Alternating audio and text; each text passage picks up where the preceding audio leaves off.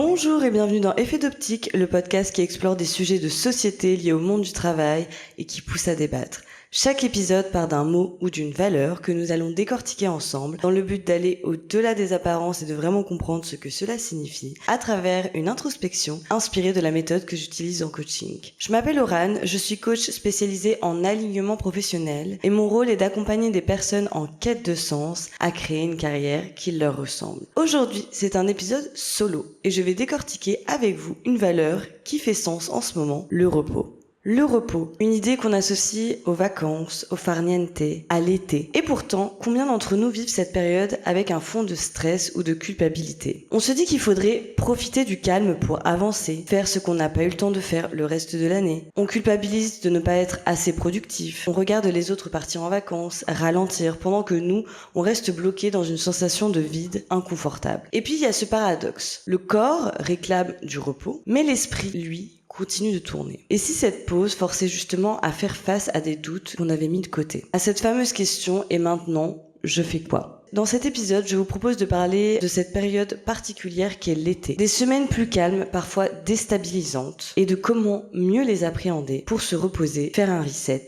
et accueillir le vide sans pression. Parce qu'apprendre à ralentir, c'est peut-être aussi apprendre à mieux repartir. Bonjour à tous, j'espère que vous allez bien. Je suis ravie de vous retrouver dans ce nouvel épisode d'Effet d'Optique. Aujourd'hui, on va parler d'un sujet qui est totalement dans le thème en ce moment, c'est le thème de l'été. Et pourquoi c'est dans le thème? Parce qu'on est en plein dedans et à l'heure où je vous tourne, il y a un grand soleil dehors, il fait peut-être 25 degrés. C'est le temps idéal pour se dire qu'on est en été. Et cette année, on va pas se mytho, l'été, j'ai l'impression qu'il a commencé depuis hyper longtemps. Moi, j'ai l'impression que ça fait déjà 4 mois qu'on est en été. Parce que, honnêtement, j'ai jamais vu un temps pareil en Belgique depuis bien des années. J'abuse, ça fait que 4 ans que je suis là, mais quand même. Et du coup, voilà, bref, je voulais vous parler de cette période. Pourquoi? Parce que moi, étonnamment, c'est une période que j'adorais avant. Vraiment, l'été, c'était ma période. Quand j'habitais chez mes parents, je me rappelle, j'attendais ça avec impatience parce que ça signifie la fin des cours, la fin de l'année scolaire, tout le monde est un peu plus détendu, il y a plus d'examens et c'était surtout trop chouette parce qu'à l'époque, mes parents, ils avaient une grande maison avec une piscine et tout. Enfin, vraiment, l'été, pour moi, c'était genre ma saison. Je passais 3 mois sur un transat. Bon, j'essayais de travailler vite fait, mais voilà. Pour moi, l'été était égal au repos. Il n'y avait pas plus reposant que l'été. C'était vraiment mon moment où j'étais à mon prime, que ce soit physiquement ou mentalement. Vraiment, il n'y avait rien de mieux. Aujourd'hui, c'est un peu différent. Aujourd'hui, j'ai vieilli. Voilà. J'ai vieilli, aujourd'hui j'ai bientôt 27 ans et c'est vrai que l'été je le vois plus vraiment de la même manière. Maintenant c'est vrai que on est obligé de travailler pour vivre, pour subvenir à nos besoins et en fait tu passes finalement tout ton mois, enfin ton mois de juillet et ton mois d'août à travailler, payer tes factures. Finalement il y a rien vraiment qui change dans ma vie quotidienne hormis le fait que il fasse beau et chaud dehors et parfois même très chaud, donc parfois même c'est très handicapant pour ne serait-ce que dormir. J'habite donc à Bruxelles maintenant, j'habite au 4e étage avec des toits vraiment hyper foncés donc qui chauffent à mort l'été, donc là quand il a fait 36 degrés je vous explique je dormais dans 32 degrés, mais bon ça d'après ce que j'ai compris je suis pas du tout la seule, il y a plein de gens dans le même cas. Donc voilà, autant vous dire que il y a pas de piscine, il y a pas de jardin, l'été a pas du tout la même saveur que quand j'étais plus jeune. Et du coup, c'est vrai que cette période, je voulais en parler parce que c'est une période où malheureusement, on est quand même obligé d'aller travailler. Donc il y en a qui prennent des vacances, il y en a qui prennent même 1 mois de vacances, 2 mois de vacances. Bon, c'est un peu plus rare, mais c'est vrai que la plupart d'entre nous, on est quand même là. Il y en a qui prennent leurs vacances qu'en septembre, qu'en octobre, ou il y en a qui prennent comme moi qu'une semaine de vacances en août. Donc je travaille quand même quoi, et pourtant c'est l'été, ça donne pas du tout envie de travailler, mais je suis là et je dois quand même aller travailler. Donc voilà, je voulais parler un peu de la notion du repos de manière générale, parce que là on fait référence à l'été, mais vous allez voir dans le podcast que je vais un peu déconstruire tout ça et que je vais aller explorer qu'est-ce que signifie le repos vraiment. J'aimerais parler de cette période qui peut paraître ultra reposante justement, mais qui finalement est parfois aussi très stressante. Donc déjà, avant de commencer, j'aimerais vous partager ma notion du repos, comme d'habitude. Pour moi, le repos, donc c'est pas forcément pour moi, mais c'est un petit peu ce qu'est le repos de manière générale. La définition, c'est tout simplement inviter le corps et l'esprit à l'inactivité, à se relâcher pour tout simplement mieux repartir. Donc évidemment, il y a le repos physique, c'est le fait de dormir, c'est un besoin physiologique, on a besoin de dormir pour être en forme le lendemain. Autrement, on meurt. Voilà, donc ça c'est le principe même, ton corps a besoin de se reposer pour régénérer ses cellules, pour mieux repartir. Ça, c'est vraiment la base du repos, c'est la base de la science, c'est comment est constitué notre corps. C'est pareil chez les animaux. Voilà. Maintenant, moi, je vais parler aujourd'hui de l'autre type de repos. Le repos, en fait, on va dire qu'il n'est pas, on va dire, un besoin physiologique, donc le repos qui n'est pas le repos de dormir, mais le repos, en fait, au travail. C'est vrai que le repos, c'est un peu aussi le concept de faire un break après un effort physique ou mental, ou les deux. Je donne l'exemple du sport. Quand on fait des séries sportives, des séries, les coachs sportifs l'expliqueront mieux que moi. C'est très important quand vous faites une série, par exemple en muscu, à la salle de sport, ou peu importe, de faire des pauses pour régénérer tes cellules, pour faire en sorte que ton sang recircule de manière complètement normale, pour que l'effort que tu viens de faire puisse être efficace. Ça se fait beaucoup en muscu, ça se fait aussi dans d'autres types de sports. On a aussi, par exemple en pilates, c'est du repos mais actif. Donc c'est-à-dire que tu es quand même dans des phases de repos, mais ton corps continue d'être actif. Donc par exemple, quand tu fais juste du gainage simple, en attendant de faire un autre mouvement ou ce genre de choses. Donc voilà, je sais que le repos, c'est vraiment déjà dans le domaine physique et dans le domaine du sport par exemple, c'est nécessaire. Maintenant, c'est la même chose dans le travail. Qu'est-ce qui va se passer dans le travail ? On va faire des grosses séances de travail et les scientifiques préconisent de faire des pauses. Pourquoi ? Parce que quand t'es dans une tâche et que t'es focus pendant des heures et des heures et des heures, c'est important de pouvoir reposer ton cerveau, c'est important de pouvoir mettre ton cerveau en off, juste le temps de prendre du recul par rapport à ce que tu viens de faire et mieux repartir sur ta tâche par la suite. Et donc c'est le principe même des week-ends. T'as travaillé 5 jours dans la semaine, ton cerveau, pour qu'il se régénère, c'est nécessaire de faire au minimum 2 jours de pause pour redémarrer le lundi de plus belle. C'est pareil avec les vacances. Quand t'as travaillé un certain nombre de mois, il y en a qui travaillent beaucoup de manière acharnée pendant des mois et des mois. Là, ce qu'on va faire, c'est que au bout d'un certain nombre de mois, on va prendre des congés. Qu'est-ce qui se passe si on ne fait pas de pause, si on ne se repose pas ? Tout simplement, vous n'allez pas permettre à votre corps de se régénérer assez. Vous n'allez pas permettre à votre corps et votre esprit de prendre du recul par rapport à votre situation. Vous n'allez pas permettre à vos yeux, par exemple, de regarder autre chose, parce que si vous êtes sur un ordinateur pendant 3 heures d'affilée et que vous n'avez pas permis à vos yeux de regarder ailleurs, forcément vos yeux vont commencer à vraiment fatiguer. En fait, vous allez solliciter votre corps, vous allez solliciter vos muscles du cerveau également. Et donc, en fait, vous allez tout simplement finir par vous épuiser. Et vous allez avoir un manque d'énergie, ce qui va vous pousser parfois même à abandonner ou sur un plus long terme quand c'est très récurrent, à faire des burn-out, à faire des épuisements, etc., etc. Donc le principe même du repos est super important dans le travail. C'est super important de prendre en compte ces phases de repos, que ce soit dans une journée.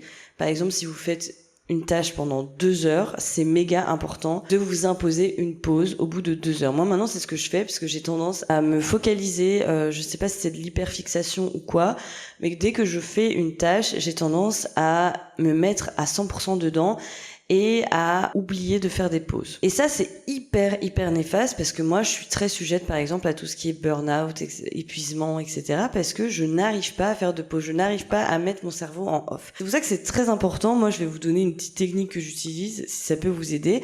Quand je fais plus de 2 heures la même tâche pendant 2 heures, je me force à faire une pause au bout de 2 heures minimum. Et franchement, je vous jure que vous allez voir la différence, ça m'aide beaucoup. Parce que sinon, je sais très bien que je me focalise trop sur la tâche et que, en fait, je commence à me perdre, je commence à faire des erreurs, je commence à être fatiguée, je commence à avoir mal à la tête, je commence à avoir mal aux yeux. Et ça, c'est pas bon. Je vous donne un exemple, le montage vidéo. C'est une tâche, honnêtement, tu peux rester dessus pendant facile 5-6 heures d'affilée sans t'en rendre compte parce que c'est une tâche qui est très répétitive. Si tu ne t'arrêtes pas, tu peux vraiment finir par t'épuiser. Je vais vous parler maintenant de tout simplement le repos qui est les vacances et la période d'été. Même principe, on a travaillé pendant une période cumulée, donc on va avoir besoin d'un repos nécessaire pour recharger ses batteries. Et les vacances, c'est très important de les prendre. Il y a des gens qui disent oui, moi j'ai pas envie de prendre de vacances, en tout cas pas pour l'instant, je me sens capable de le faire. Oui, au final, tu retrouves ces gens-là après. Ils sont malades tous les 2-3 mois parce qu'en fait ils sont crevés et leur corps essaye de leur envoyer des signaux d'alerte qu'ils ne perçoivent pas. T'en as qui se retrouvent finalement en burn-out et tout parce qu'ils n'ont pas réussi à suivre la cadence. T'en as qui sont qui ont tellement sollicité leur corps pendant des années et des années sans prendre de vacances qu'en fait leur mental est épuisé, ils sont tout le temps sur les nerfs, ils sont tout le temps fatigués. Enfin voilà, au bout d'un moment, prendre des vacances, c'est même pas une question de avoir le temps ou pas avoir le temps, c'est une question de nécessité pour votre corps. Si vous ne le faites pas, je vous assure que vous allez le regretter. Et je comprends parce qu'il y a certains domaines où, par exemple, je pense notamment aux entrepreneurs, aux indépendants, qui ne peuvent pas se permettre de prendre des vacances tous les 4 matins parce qu'ils ont des revenus à faire, parce qu'ils sont pas encore rentables ou ce genre de choses. Je vous en conjure. Prenez des jours de vacances, ne serait-ce que 3-4 jours pour vous changer les idées, pour régénérer vos cellules. Faites-le parce que sinon vous allez vous épuiser et en fait vous allez vous rendre compte très vite que ne pas prendre de vacances, ne pas prendre de repos, ne pas profiter de votre week-end pour vous reposer, etc. Tout ça cumulé, c'est contre-productif. En fait, vous allez perdre en productivité. Parce que votre cerveau est fatigué, votre corps est fatigué, il essaie de vous faire comprendre, mais vous le comprenez pas, du coup vous vous entêtez dans la tâche, etc., et votre corps est fatigué. En fait, vous êtes fatigué et vous n'allez pas être productif. Vous prenez 3-4 jours de vacances, au minimum, dès que vous revenez, vous allez voir que vous allez gagner en productivité et tout ce que vous aviez pas eu le temps de faire pour X et Y raison, bizarrement, en un coup d'un seul, en un claquement de doigts, vous allez voir que vous allez réussir à le faire en une demi-journée. Non mais sans rire. Donc voilà, ça c'est petit aparté. Prenez des congés, prenez des vacances, reposez-vous. Et les jours de congé, c'est vraiment fait pour se reposer. N'oubliez pas ça. Même sans prendre de vacances, la période de l'été, c'est vraiment la saison où vous devez écouter votre corps et où vous devez vous reposer un maximum.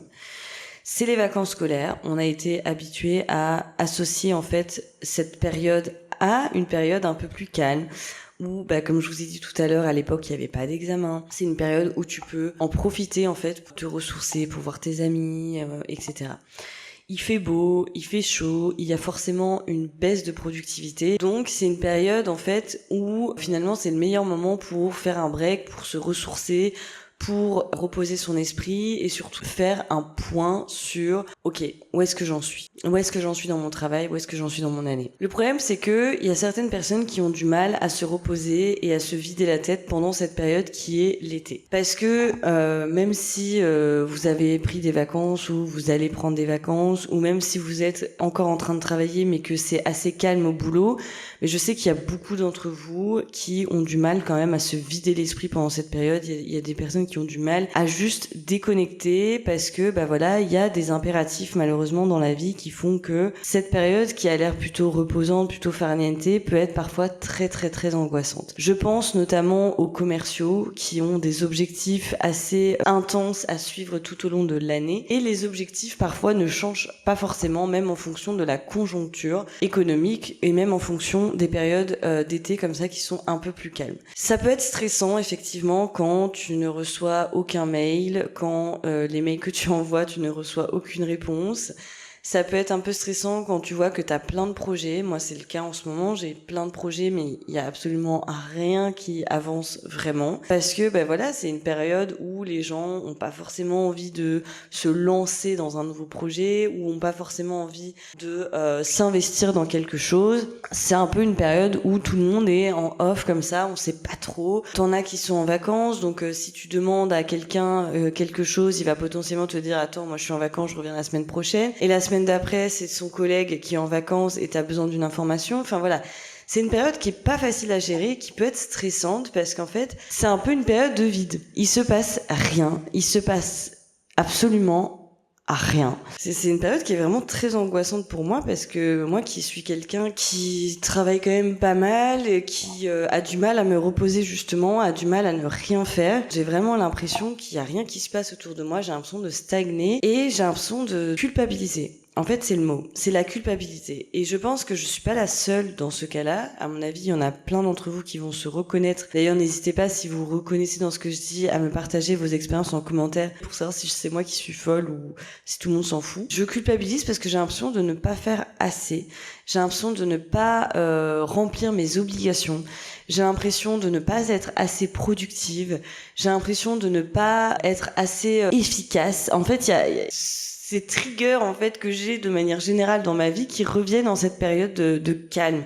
C'est un peu comme si tu vois, tu te retrouvais face à tes angoisses finalement parce que c'est calme, t'as pas le choix, t'es là. Par exemple, t'es tout seul chez toi et il y a absolument rien à faire et imagine que t'as plus de courant, t'as plus d'électricité.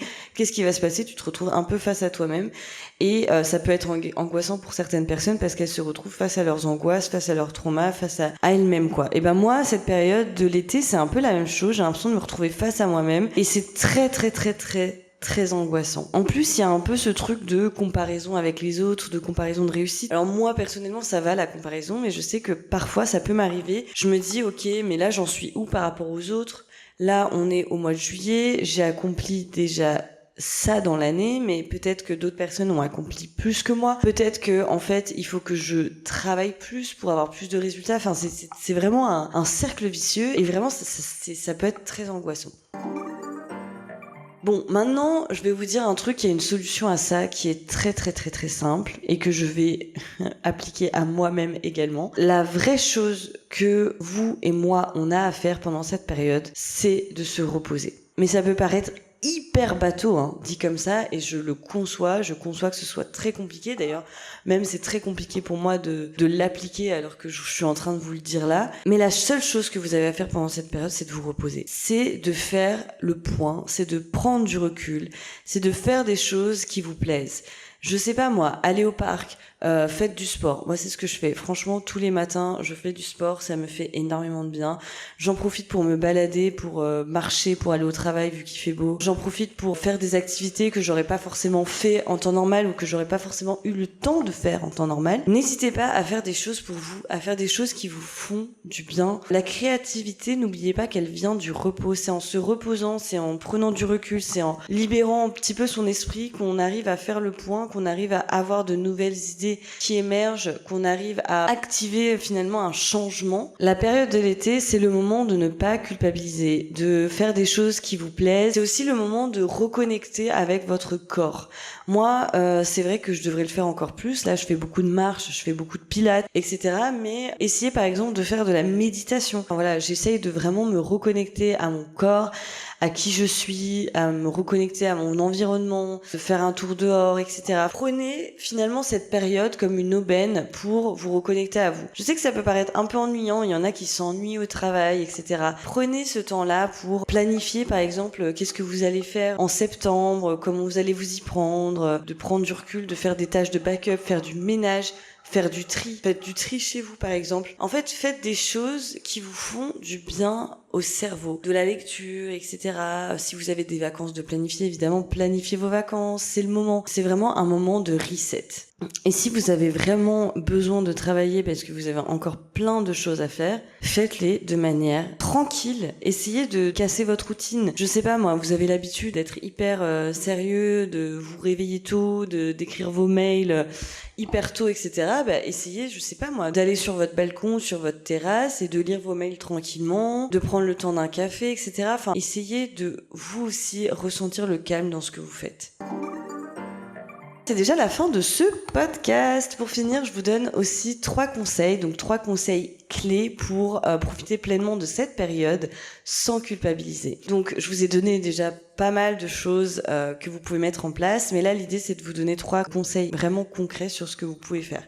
pour profiter pleinement de cette période. Donc déjà, essayez de déculpabiliser le non-faire. Je sais que c'est pas facile, mais essayez de vous dire que le repos n'est pas une perte de temps. C'est une stratégie. Autorisez-vous à ne rien faire, à ne pas optimiser chaque minute de votre été. Le cerveau a besoin de vide pour se régénérer, le corps également. Pratiquez des choses qui vous font du bien, comme je vous ai dit tout à l'heure, pratiquez du sport, pratiquez de la méditation, pratiquez de la détente, toutes les choses qui vous font du bien, de la lecture, etc., etc.